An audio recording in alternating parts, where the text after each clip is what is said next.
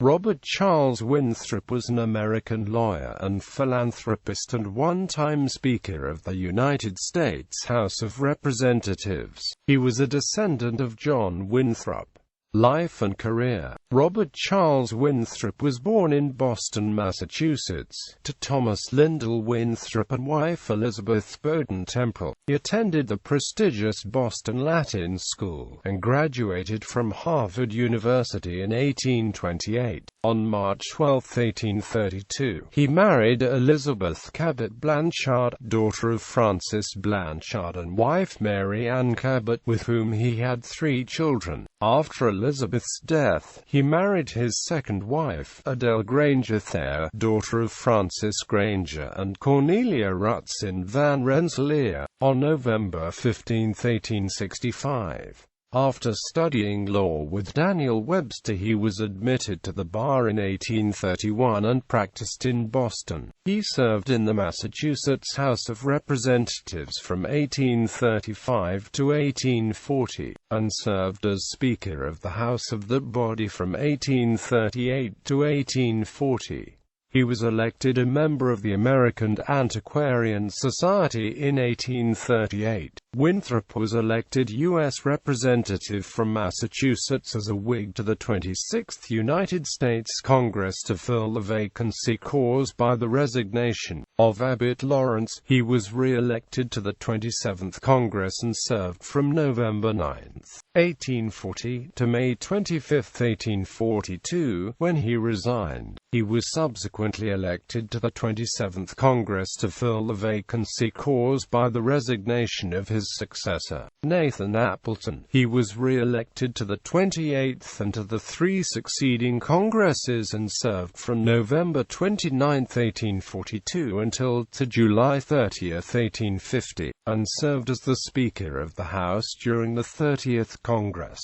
To date, he is the last Speaker who was neither a Republican nor a Democrat. He was elected a Fellow of the American Academy of Arts and Sciences in 1849, after Daniel Webster resigned from the United States Senate to become Secretary of State in 1850. Winthrop resigned from the House and was appointed by fellow Whig Governor George Briggs to fill the remainder of Webster's Senate term. Winthrop's views proved no more palatable to abolitionists than did Webster's, and he failed to win re-election by the state legislature to either of Massachusetts' Senate seats in 1851. He resigned without completing his term, immediately following his election loss.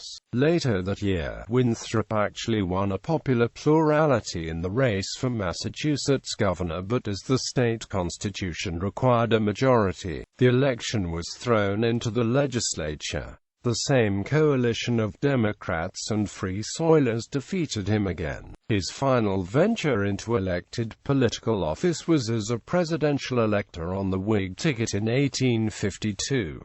Afterwards, Winthrop became an independent, unsuccessfully supporting Millard Fillmore, John Bell, and George McClellan. With his political career over at the young age of 41, Winthrop spent the remainder of his life in literary, historical, and philanthropic pursuits. He was a major early patron of the Boston Public Library and president of the Massachusetts Historical Society from 1855 to 1885, during which time he wrote a biography of his ancestor John Winthrop. He served as the president of the Massachusetts Bible Society for several years, where he advocated that Christian morality was the necessary condition of a free society. His most notable Christian philosophy for governing men was as follows: men, in a word, must necessarily be controlled either by power within them or by power without them, either by the word of God or by the strong arm of man, either by the Bible or by the bayonet. His most notable contributions came as permanent chairman and president of the Peabody Education Fund Trustees, which he served from 1867 to his death. As well as steering the contributions of the Peabody Trust, Winthrop gave his own money to various Southern schools, the most long-lasting of which was the $1,500 of seed money provided to a teachers' college that renamed itself Winthrop University in gratitude. He became a noted orator, delivering the eulogy for George Peabody in 1870, and speaking at the ceremony that opened the Washington Monument in 1848. He died in Boston in 1894, and is interred in Mount Auburn Cemetery, Cambridge, Massachusetts.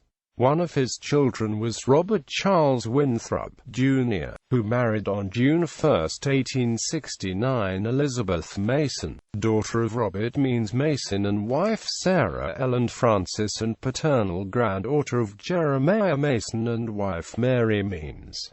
Robert Jr.'s daughter Margaret Tyndall Winthrop married at 10 Walnut Street, on November 28, 1906, James Grant Forbes. James and Margaret were the parents of Rosemary Isabel Forbes. Rosemary married Richard John Carey on February 8, 1941. Richard and Rosemary were the parents of United States Senator and 2004 presidential candidate John Forbes Carey.